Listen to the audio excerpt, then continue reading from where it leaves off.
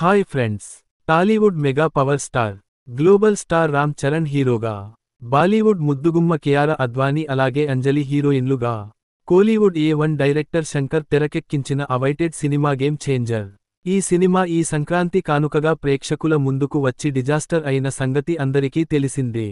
అయితే ఈ సినిమాపై ముందు నుంచి ఉన్న అంచనాలు ఏ మాత్రం అందుకోలేకపోయింది.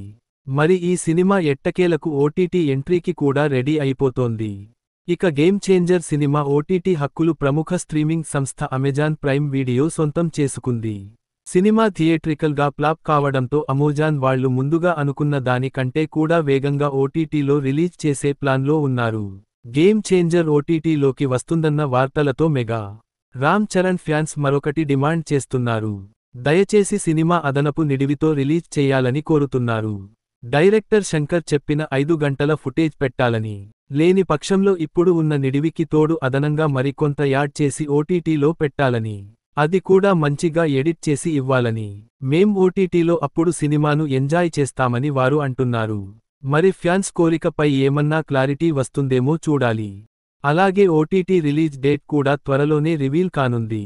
ఈ సినిమాను శ్రీ వెంకటేశ్వర క్రియేషన్స్ బ్యానర్ పై దిల్ రాజు నిర్మించారు. ఈ వీడియో మీకు నచ్చితే లైక్ చేయండి, షేర్ చేయండి, మన ఛానల్ని సబ్స్క్రైబ్ చేయడం మరచిపోకండి. Bye friends.